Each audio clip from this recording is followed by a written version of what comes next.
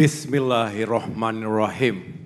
Assalamualaikum warahmatullahi wabarakatuh.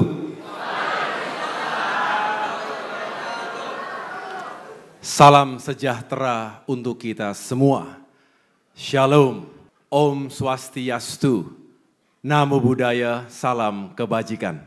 Puji syukur kepada Tuhan Yang Maha Esa, kita masih diberikan kekuatan untuk berkumpul di tempat ini dalam keadaan sehat walafiat.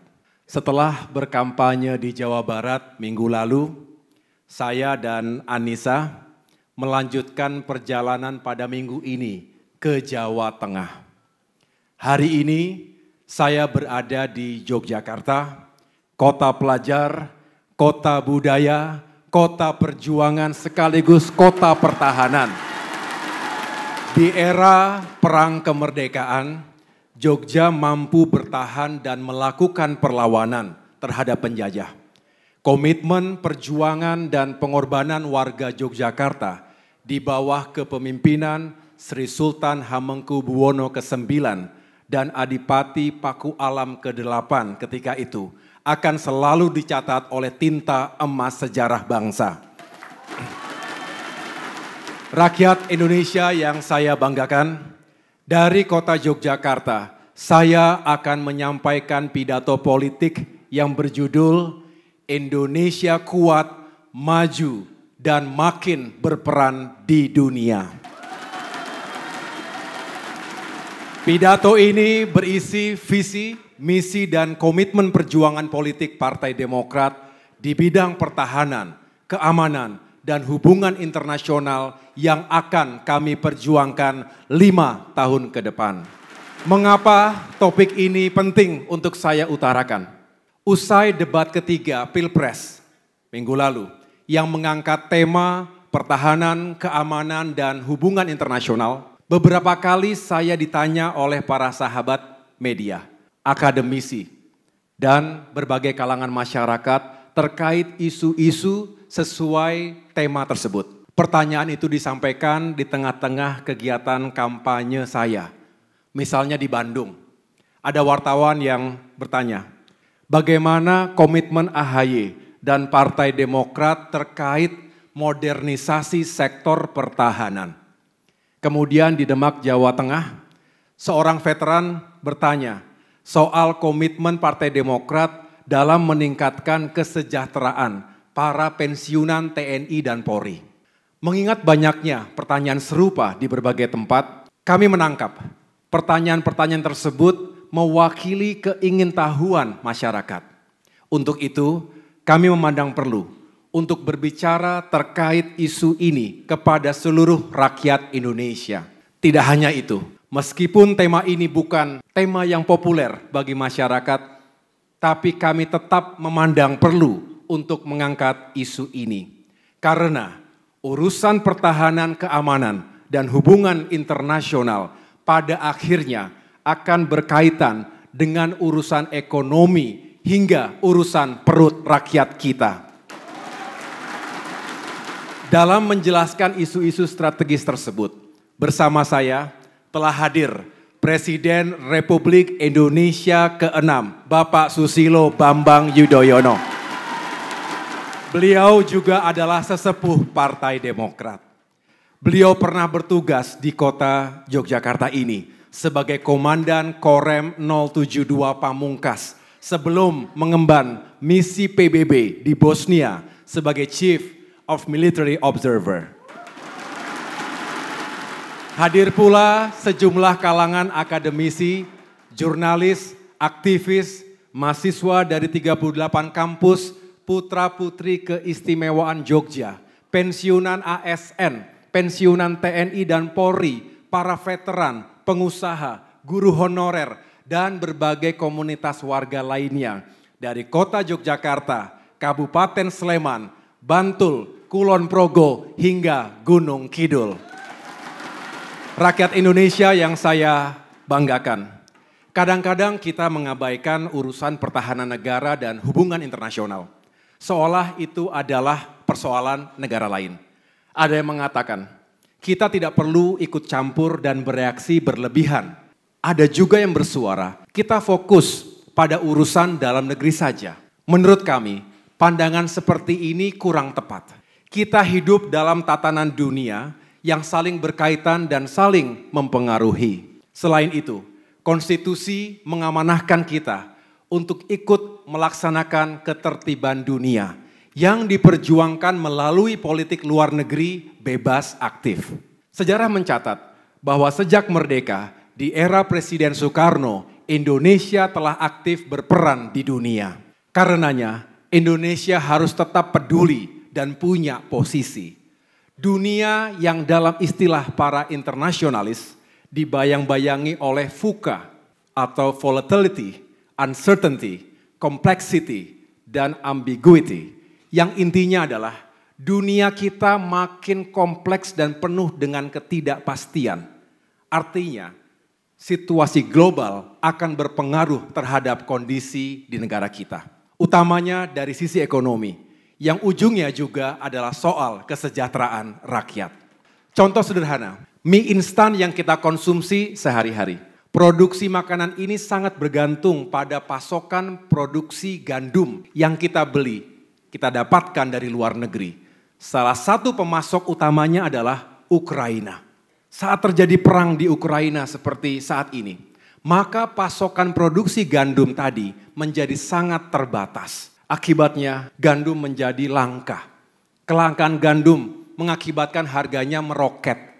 Karena harga yang semakin mahal, maka daya beli rakyat menurun. Selain perang, kita bisa lihat efek pandemi yang melanda dunia 3 tahun terakhir ini. Akibat pandemi, permintaan barang turun. Dampaknya kita kehilangan pasar, sehingga beberapa perusahaan di tanah air sebagai bagian supply chain dunia berpotensi tutup. Pada akhirnya pengangguran meningkat. Contohnya pabrik sepatu di Banten yang tutup karena menurunnya perhelatan olahraga dunia akibat pandemi. Untuk itu, kita tidak bisa menutup diri dari pergaulan internasional. Globalisasi tidak hanya menghadirkan tantangan, tapi juga peluang. Tugas kita semua mengambil hal baik dari globalisasi dan mencegah hal yang buruk. Disinilah pentingnya hubungan dan kerjasama internasional. Saudara-saudara sekalian, pasca pandemi, dunia membutuhkan kekuatan untuk segera bangkit kembali dari keterpurukan. Namun, instabilitas keamanan yang ditandai oleh perang Rusia-Ukraina maupun perang Hamas dan Israel di Gaza semakin memperburuk tekanan ekonomi global.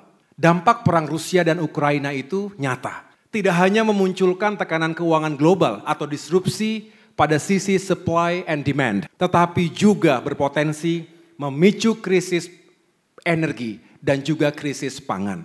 Sementara itu, serangan Israel ke Palestina semakin membabi buta, mengabaikan hukum, perang dan hukum humaniter.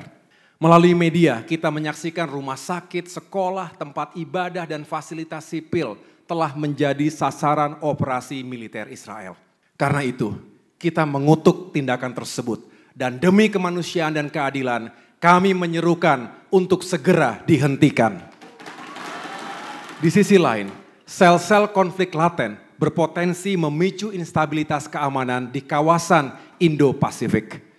Mulai dari isu kedaulatan Taiwan berbarengan dengan isu reunifikasi Tiongkok dan Taiwan, konflik Semenanjung Korea, sengketa Laut Tiongkok Selatan, hingga hadirnya Fakta Pertahanan AUKUS antara Australia, Inggris, dan Amerika Serikat. Benturan kekuatan militer negara Barat dan Tiongkok bisa pecah kapanpun di kawasan ini. Jika perang Rusia-Ukraina yang nun jauh di Eropa Timur sana memberikan dampak signifikan terhadap ekonomi dunia termasuk Indonesia, lalu apa jadinya jika ancaman perang itu benar-benar pecah di Asia Timur atau di Laut Tiongkok Selatan yang jaraknya lebih dekat dengan kita, baik secara geografis, emosional, maupun relasi ekonomi dan perdagangan. Selain itu, jangan anggap remeh potensi penggunaan senjata nuklir dan senjata pemusnah massal lainnya. Jika terjadi miskalkulasi dan insiden tak terduga, bukan tidak mungkin perang besar itu bisa menjadi ancaman nyata di wilayah kita. Bahkan berpotensi terjadinya perang dunia ketiga. Di dalam negeri kita juga menghadapi berbagai tantangan pertahanan dan keamanan yang serius. Mulai dari pelanggaran wilayah batas seperti di Natuna Utara, ancaman terorisme, radikalisme, dan separatisme, perompakan dan pencurian kekayaan alam, spionase, hingga tantangan bencana alam. Kita juga menghadapi ancaman kejahatan-kejahatan baru seperti cybercrime, human trafficking atau perdagangan manusia, international drug trafficking, peredaran narkoba, money laundering, korupsi lintas batas negara, hingga potensi konflik dan benturan berbasis identitas, serta tantangan-tantangan lainnya. Saudara-saudara sekalian, untuk menjawab tantangan-tantangan tadi, Partai Demokrat berkomitmen untuk ikut berkontribusi dalam meningkatkan kapasitas pertahanan dan keamanan negara guna menjamin tegaknya keutuhan dan kedaulatan NKRI dan juga menjamin pembangunan ekonomi dan demokrasi di tanah air. Doktrin militer mengajarkan civis pacem para bellum. Artinya, jika menginginkan damai, maka bersiaplah untuk berperang. Ini langkah antisipasi dan mitigasi untuk mengurangi risiko-risiko yang jauh lebih besar. Untuk itu, Indonesia perlu terus meningkatkan postur pertahanan negara dengan membangun TNI menjadi angkatan bersenjata yang berkelas dunia, profesional, modern, adaptif, serta disegani negara lain dan dicintai rakyatnya. Saya bersyukur ketika aktif di militer dulu, pernah menjadi bagian dari tim perumus pembangunan postur TNI. Saya mengucapkan terima kasih kepada TNI dan para senior atas kesempatan yang luar biasa itu. Sebagai anggota tim, saya paham bagaimana persoalan dalam pertahanan kita, apa tantangannya dan apa solusinya. Untuk itu, saya optimistis dan ingin terus mendorong TNI dalam mematangkan blueprint transformasi dan modernisasi TNI, baik jangka pendek, jangka menengah maupun jangka panjang, sebagai acuan dalam membangun kapasitas pertahanan yang berkelas dunia.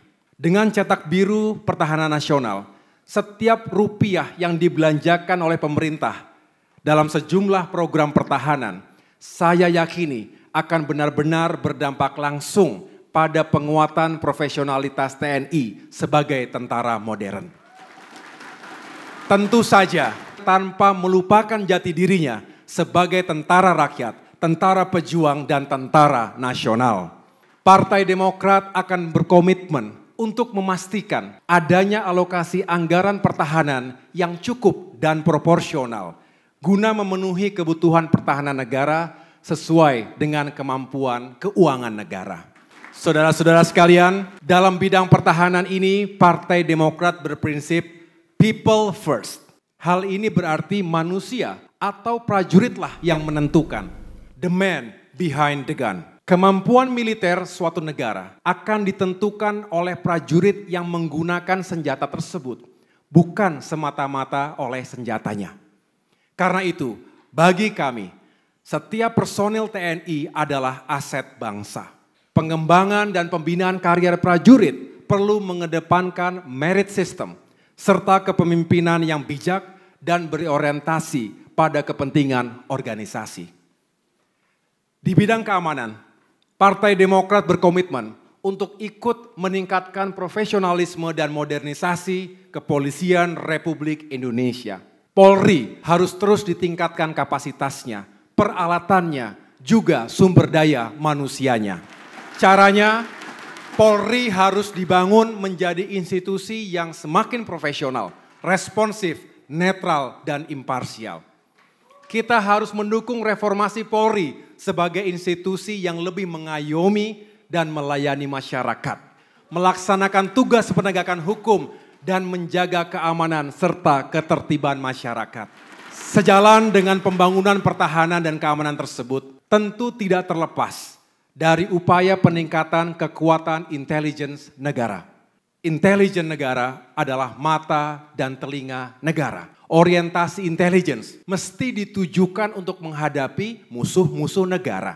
Utamanya untuk mengoptimalkan upaya pencegahan dan deteksi dini serta penangkalan segala bentuk ancaman terhadap negara. Sesuai amanat konstitusi, kita juga perlu memperbesar peran TNI dan Polri dalam upaya menjaga perdamaian dunia. Indonesia perlu terus meningkatkan kapasitas diplomasi dan kerjasama dengan Perserikatan Bangsa-Bangsa, termasuk Departemen Operasi Pemelihara Perdamaian PBB, agar Indonesia makin berperan dalam melaksanakan ketertiban dunia sesuai dengan amanah konstitusi. Sejalan dengan modernisasi peralatan TNI dan Polri, peningkatan kesejahteraan prajurit dan keluarganya perlu untuk terus dilanjutkan. Partai Demokrat akan terus memperjuangkan kenaikan gaji dan berbagai tunjangan yang layak bagi prajurit TNI dan Polri, termasuk para veteran dan pensiunan. Masalah perumahan juga perlu mendapatkan perhatian yang serius. Rakyat Indonesia yang saya cintai, komitmen dan yang hendak Partai Demokrat perjuangkan ini bukan hanya sekedar janji, tetapi kami pernah memberikan bukti, utamanya selama 10 tahun era pemerintahan Presiden SBY. Sejarah mencatat di awal pemerintahan Presiden SBY, embargo militer dunia internasional yang berlangsung selama 12 tahun dapat diakhiri. Selain itu, kita telah menggagas kebijakan MAF atau Minimum Essential Force sebagai terobosan untuk percepatan peningkatan kapasitas pertahanan. Karena alhamdulillah ekonomi kita kuat ketika itu. Kita memiliki ruang fiskal yang cukup untuk melakukan pengadaan alutsista dan langkah-langkah modernisasi TNI dan Polri lainnya. Dengan diplomasi yang kita lakukan, kita juga bisa meyakinkan sejumlah negara penjual bahwa Indonesia mampu dan layak menggunakan weapon system yang mutakhir tersebut. Kita juga mampu mendapatkan kepercayaan bahwa alutsista modern tersebut tidak akan disalahgunakan. Sebab tidak sedikit negara yang punya uang tapi tidak dipercaya oleh negara produsennya untuk memiliki alutsista berteknologi tinggi tadi. Untuk memperkuat Angkatan Darat, kita sukses mengadakan ratusan kendaraan tempur. Bahkan untuk pertama kalinya kita memiliki Main Battle Tanks atau MBT. Tank cavalry dengan kapasitas di atas 60 ton. MBT yang kita beli adalah Leopard, buatan Jerman. Selain itu, kita juga membeli tank Marder untuk infanteri mekanis. Heli serang Apache buatan Amerika. Hingga ratusan senjata artileri dan peluru kendali. Untuk memperkuat angkatan laut, kita sukses mengadakan sejumlah kapal selam yang selama lebih dari 30 tahun tidak pernah diperbaharui. Kita juga membeli puluhan kapal perang permukaan, jenis fregat, korvet, dan kapal cepat rudal. Selain itu, kita juga membeli helikopter anti kapal selam, kendaraan tempur amfibi, dan persenjataan lainnya. Sedangkan untuk memperkuat angkatan udara, kita sukses meningkatkan jumlah pesawat tempur berat dan ringan, pesawat angkut dan pesawat latih secara signifikan. Kita juga menambah puluhan helikopter dan memperkuat sistem pertahanan udara yang meliputi sistem rudal dan sistem radar. Kami bersyukur bahwa pemerintahan Presiden Jokowi juga melanjutkan pengadaan alutsista dan modernisasi kekuatan pertahanan kita. Kami meyakini pemerintahan 5 tahun ke depan juga akan terus melakukan pembangunan kekuatan pertahanan kita. Selain itu, kita sukses mengembangkan operasi militer selain perang, OMSP, meliputi pencegahan perang, penyelesaian konflik, menjaga perdamaian, juga mendukung pemerintahan sipil dalam mengatasi krisis dan bencana. Untuk itu, disempurnakan dengan pembangunan 7-in-1 kompleks di Sentul, Jawa Barat, termasuk Peacekeeping Center, Pusat Misi Pemeliharaan Perdamaian, dan juga Universitas Pertahanan. Kita mendirikan Universitas Pertahanan sebagai professional military education dalam rangka pengembangan kapasitas perwira militer dan sipil yang tidak hanya memahami teknis perang, tetapi juga memahami filosofi, strategi, dan kebijakan pertahanan modern. Alhamdulillah, saya juga ikut membidani pendirian Universitas Pertahanan tersebut. Di masa Partai Demokrat menjadi penyangga utama pemerintahan, the ruling party, Indonesia sukses menjadi kontributor utama pasukan perdamaian dunia. Alhamdulillah, prestasi ini juga dilanjutkan oleh pemerintahan Presiden Jokowi. Dalam misi perdamaian dunia di tahun 2006, saya juga mengemban tugas negara menjadi bagian dari pasukan Garuda di perbatasan Lebanon dan Israel. Saudara-saudara, dalam industri pertahanan nasional, guna mengembangkan industri strategis dalam negeri, kita sukses menjual kapal perang jenis Strategic Sea Lift Vessel atau SSV buatan PT PAL ke Filipina setelah mengalahkan 6 negara produsen kapal perang lainnya. Kita juga sukses menjual kendaraan tempur jenis Anoa dan Komodo buatan PT Pindad ke sejumlah negara sahabat. Dan dengan bangga kita bahkan menggunakan produksi dalam negeri ini pada misi-misi perdamaian PBB di Lebanon, di Darfur, Sudan, dan Republik Afrika Tengah. Ini menunjukkan produksi dalam negeri juga berkualitas tinggi. Sebagaimana yang saya sampaikan sebelumnya, yang mesti dipikirkan jangan hanya soal persenjataan, tapi juga soal kesejahteraan prajurit. Kita bersyukur dulu gaji TNI dan Polri termasuk pensiunan naik 9 kali dalam 10 tahun dengan total kenaikan 112%. Ada juga gaji ke-13 serta tunjangan remunerasi. Ke depan, Partai Demokrat akan memperjuangkan agar kebijakan pro prajurit ini terus dilanjutkan.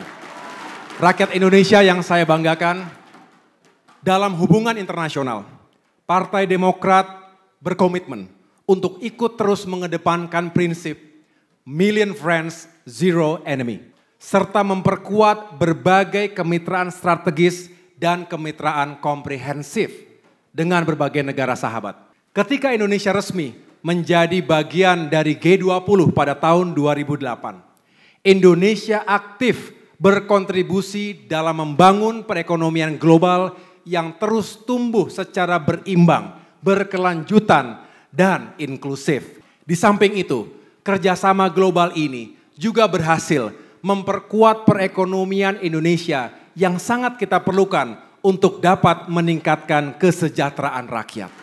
Tentu Indonesia bersyukur ketika World Economic Forum menyebut dekade itu sebagai masa keemasan Indonesia, the golden years of Indonesia, karena Indonesia dinilai memiliki pertumbuhan ekonomi yang tinggi bersamaan dengan mekarnya demokrasi. Dalam konteks kerjasama di kawasan Asia Tenggara, Indonesia menunaikan tanggung jawabnya sebagai the big brother of ASEAN. Implementasinya, Indonesia memprakarsai penguatan konektivitas antar negara di kawasan, memperkuat ASEAN Community di bidang ekonomi, politik dan keamanan, serta di bidang sosial dan budaya. Selain itu, Indonesia mendorong demokratisasi Myanmar, membantu pengelolaan konflik Rohingya, memainkan peran untuk mengakhiri konflik antara Thailand dan Kamboja, serta menjalankan shuttle diplomacy untuk membangun konsensus ASEAN berkaitan dengan sengketa di Laut Tiongkok Selatan.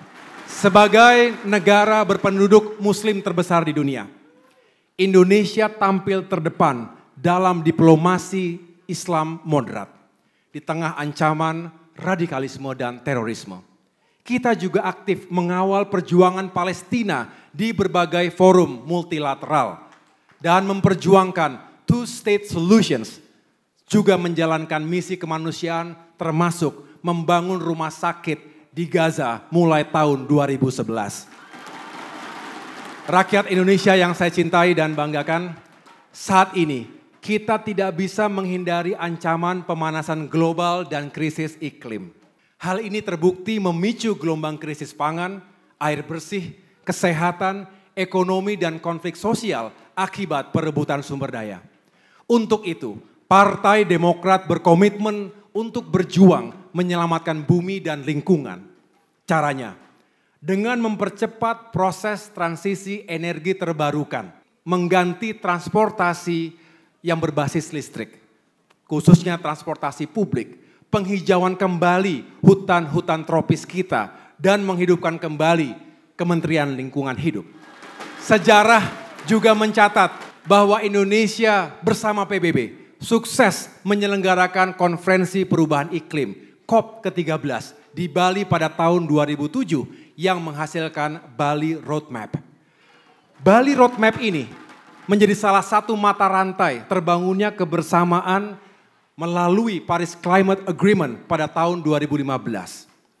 Demokrat akan terus memperjuangkan peran nyata Indonesia di dunia internasional dalam rangka penyelamatan bumi dan anak cucu kita di masa depan. Saudara-saudara, inilah semua komitmen dan agenda perjuangan Partai Demokrat 5 tahun ke depan di bidang pertahanan keamanan dan kerjasama internasional. Komitmen perjuangan Partai Demokrat tersebut insya Allah akan lebih mudah diwujudkan jika Bapak Prabowo Subianto terpilih sebagai presiden mendatang.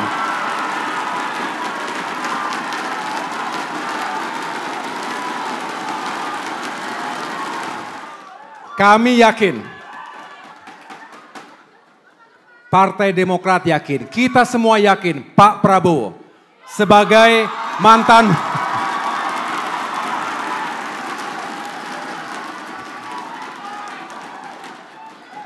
Tahan sebentar. Kita yakin Pak Prabowo selaku mantan prajurit TNI dan kini mengemban tugas sebagai Menteri Pertahanan lebih memahami kehidupan prajurit dan menguasai persoalan pertahanan keamanan. Juga persoalan geopolitik dan upaya menjaga perdamaian dan keamanan internasional. Banyak yang tidak sadar dan kurang mengapresiasi bahwa jasa Pak Prabowo selaku Menteri Pertahanan adalah merelakan alokasi anggaran pertahanan secara signifikan untuk menyelamatkan nyawa jutaan rakyat Indonesia di masa pandemi. Pak Prabowo juga mengerahkan pasukan TNI untuk berpartisipasi aktif dalam merawat korban-korban pandemi di tempat-tempat isolasi. Langkah ini tidak cukup hanya dengan kerja biasa, tetapi dibutuhkan keikhlasan dan kebesaran hati. Hakikat dan prinsipnya, tugas seorang Menhan adalah melindungi keselamatan setiap warga negara.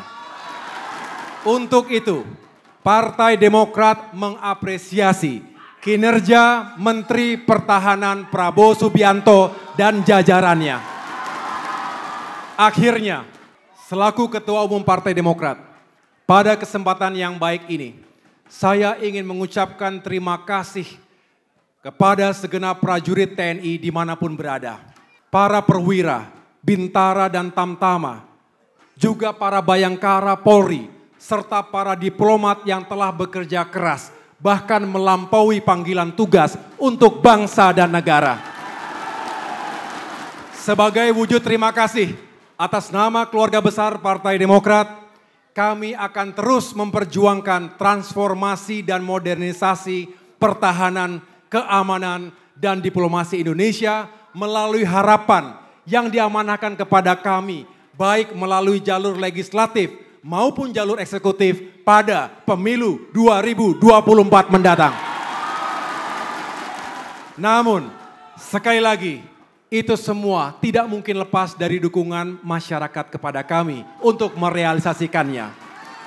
Untuk itu, dengan segala kerendahan hati, kami memohon doa dan kesediaan seluruh rakyat Indonesia untuk mewujudkan semua cita-cita mulia ini bersama Partai Demokrat. Terima kasih, Tuhan bersama kita. Wassalamualaikum warahmatullahi wabarakatuh. Partai kita harapan rakyat. Demokrat, Demokrat, selalu ada bersama rakyat. Selalu ada bersama rakyat. Partai Demokrat, pilihan rakyat.